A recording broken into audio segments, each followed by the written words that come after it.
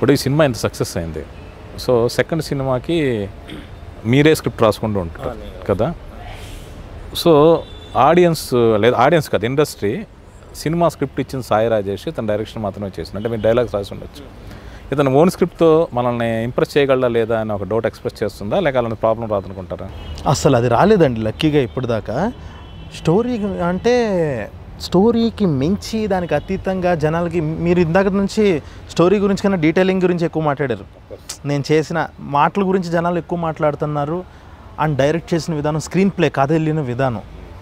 ఇప్పుడు ఇది ఒక నల్లగున్న అబ్బాయి తెల్లగున్న అమ్మాయి. ఇప్పుడు ఆయన కోరుకున్న దాన్ని మించి మీకు ఆ లాస్ట్లో పెయింటింగ్, ఆ లాస్ట్ 30 నిమిషాల క్లైమాక్స్, అంటే లాస్ట్ 30 నిమిషాలు నేను రాసింది అదంతా. సో జనాలకి ఇవన్నీ కనిపించినాయి క్లియర్గా. వీడు ఎమోషన్స్ బాగా హ్యాండిల్ చేయగలడు. కథ ఎంత రాసినా కూడా ఎమోషన్స్ హ్యాండిల్ చేయటం వేరే, సునీల్ గారిని తీసుకొచ్చి విలన్గా చేయించడం వేరే. సో ది బెస్ట్ థింగ్ ఏమైందంటే నాకు ఇవన్నీ డామినేట్ చేసి నాకు చాలా పాజిటివిటీ నిండింది ఇప్పుడు అందరి దగ్గర నుంచి. అంటే మీరు ఎంటర్టైన్మెంట్తో జనాన్ని ఆకట్టుకున్న రాగా ఉండేది ఉంటుంది సార్ అది, కానీ డ్రామానే సార్. ఎప్పటికైనా నేను బలంగా నమ్మేది డ్రామానే. నేను డ్రామానే నమ్ముతాను. హ్యూమర్ అనేది మధ్య మధ్యలో అలా వచ్చి వెళ్తుంటుంది, క్యారెక్టర్స్ వల్ల రావాలి తప్ప నేను జోక్ రాయకూడదు అక్కడ. ఓకే, నేను క్యారెక్టర్స్ అన్నీ రాసేసి పెట్టేసుకున్నా, అవి మాట్లాడాలి నేను రాసేటప్పుడు. అది నేను బలంగా నమ్ముతున్నాను సార్. అది డ్రామానే సార్.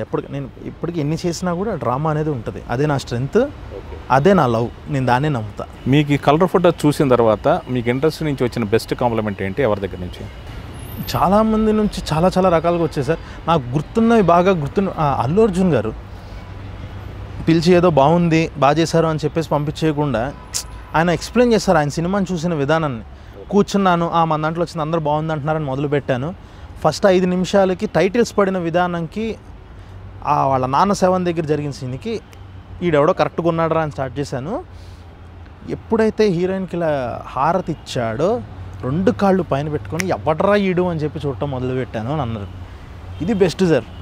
2 రవితేజ గారి నుంచి కానీ, నాని అన్న నుంచి కానీ, నాని అన్న అన్నారు బాగా చేస్తున్నాడు, అర్రే అర్రే. ఆయన ఇంట్రడ్యూస్ చేయాల్సింది అసలు ఫస్ట్ నన్ను డైరెక్టర్గా, అది కుదరలా. తర్వాత ఇదంతా జరిగింది, గీతా ఆర్ట్స్ ఇదంతా జరిగింది. సో నాని అన్న అన్నారు బాగా చేశాడు అనుకుంటున్నాను. ఆ డ్రాఫ్టర్స్లో సుహాస్ వెళ్ళి సునీల్కి వార్నింగ్ ఇచ్చే సీన్లో, దారి తప్పుతున్నావు, వద్దు ఇప్పుడుదా బాగా చేసావు కదా సందీప్ అని అనుకున్నాను. తర్వాత అది అబద్ధం అని చెప్పి మొదలైన అది మనోడు కరెక్ట్ దారిలో ఉన్నాడు అని అనుకున్నాను. సో ఒక్కొక్కళ్ళు సార్ వాళ్ళ జర్నీ చెప్పారు. రవితేజ గారి మేనేజర్ ఆయన బెస్ట్ థింగ్ అనమాట.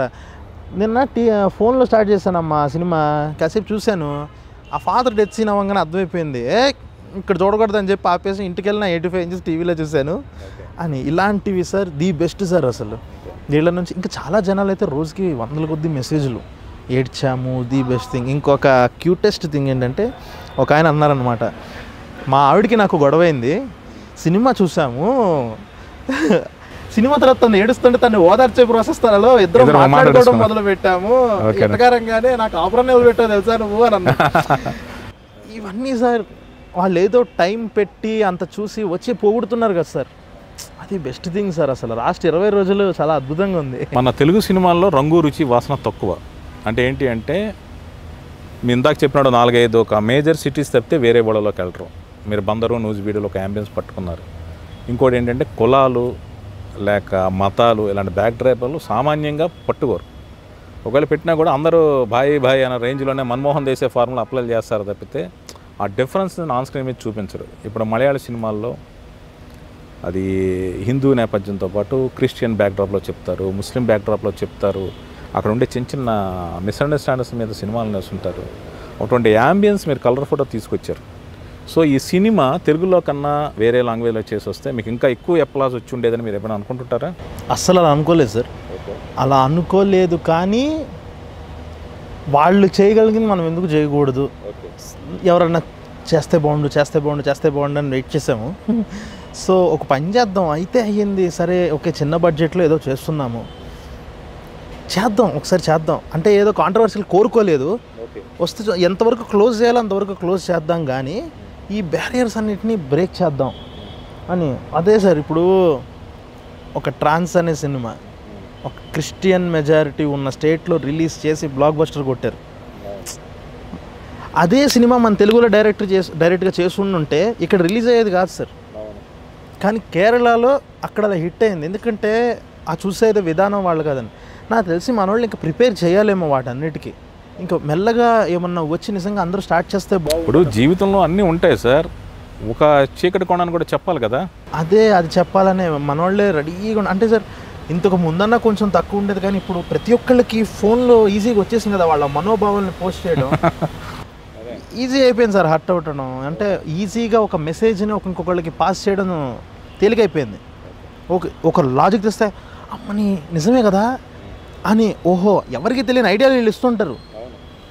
సో ప్రస్తుతానికి బార్లేదు, వీఆర్ సేఫ్ ఈ సినిమా పరంగా. అయితే మిగతా లాంగ్వేజ్లో వచ్చుంటే ఏమో సార్ నాకు తెలియదు, మరి నేను ఎప్పుడంత ఆలోచించలేదు, కానీ మన దాంట్లో ఎవరో ఒకరు మొదలెట్టాలని అయితే మొదలుపెట్టింది సార్. మరి నెక్స్ట్ ఎలాంటి జోనర్లో కథ రాయబోతున్నారు, ఏంటి టార్గెట్ చేశారు? డ్రామానే సార్, ఎప్పటికీ డ్రామా, హ్యూమన్ ఎమోషన్స్ అనేవి ఎప్పుడు ఉంటాయి సార్. సో ప్రస్తుతానికి రాసుకుంటున్నాను, ఇంకా ఏం కంప్లీట్గా చెప్పలేను సార్, ఫిక్స్ అయ్యి ఏదైతే చెప్పలేను.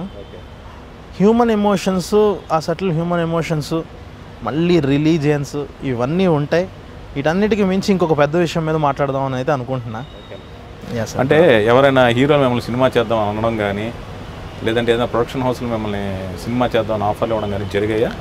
ఎస్కేఎన్ గారితో కలిసి చేస్తాను, ట్యాక్సీ వాళ్ళ ప్రొడ్యూసర్ ఉన్నాడు కదా ఎస్కేఎన్ గారు, ఆయనతో కలిసి చేస్తున్నా గీతా ఆర్ట్స్లో GA2. సో బన్నీవాస్ గారు, మారుతి గారు, వీళ్ళ ముగ్గురితో మాట్లాడుతున్నా, నేను టచ్లో ఉన్నాను వాళ్ళతో. సో హీరోస్ అయితే నేను ఇంకా ఏం ఫిక్స్ అవ్వలేదు, ఎందుకంటే ముందు కథ అయిన తర్వాత రాసుకుంటే బెటర్, ఒకసారి అనుకుంటే బెటర్. ఈసారి మొత్తం కథ రాసుకొని ముందు వెళ్ళి చెప్దాం, ఎందుకంటే ఓకే దీనికి ఈ సీన్ ఇలాంటివి పడితే హీరో ఒప్పుకుంటారో లేదో ఇవ్వద్దు, ముందు రాసేసుకుందాం, ధైర్యంగా గుడ్డిగా నమ్మేసి ఆ కథను తీసుకెళ్ళి చెప్పేద్దాం. కొన్నిసార్లు ఒప్పుకోవచ్చు, అరే రేపు ఒకసారి సినిమా అయ్యాక ఒక సీన్ అనుకున్నాను కానీ ఎందుకు లేనండి, అరే చెప్పాల్సింది కదా, గుండెలు బాదుకోవాలి అప్పుడు. ముందు రాసేసుకుందాం జెన్యూన్గా అని చెప్పేసి ఫిక్స్ అయిపోయారు. అంటే మిమ్మల్ని టెంప్ట్ చేసేది ఏంటి? మీ స్క్రిప్ట్తో తప్పితే ఏమి రెమ్యురేషన్స్, ఆఫర్స్ కాదా? Yes sir, I want to tell good stories అని అయితే కూర్చున్నాను సార్. అదే యాక్టర్గా అయినా, రైటర్గా అయినా, డైరెక్టర్గా అయినా, ఇంత దాంట్లో చేస్తూ కూడా నాకు ఏదైనా ఎక్సైటింగ్ వచ్చింది డైలాగ్స్ రాసి పెట్టమంటే రాస్తాను, ఎందుకంటే నాకు స్టోరీ టెంప్ట్ చేయాలి. లియో ఎంటర్టైన్మెంట్ ఈ ఛానల్ని ప్లీజ్ సబ్స్క్రైబ్ చేయండి, షేర్ చేయండి, లైక్ చేయండి. Please subscribe to Leo entertainment. Please subscribe to Leo entertainment YouTube channel. ఇలాంటి ఇంట్రెస్టింగ్ వీడియోస్ కోసం తప్పకుండా మా ఛానల్ని సబ్స్క్రైబ్ చేయండి.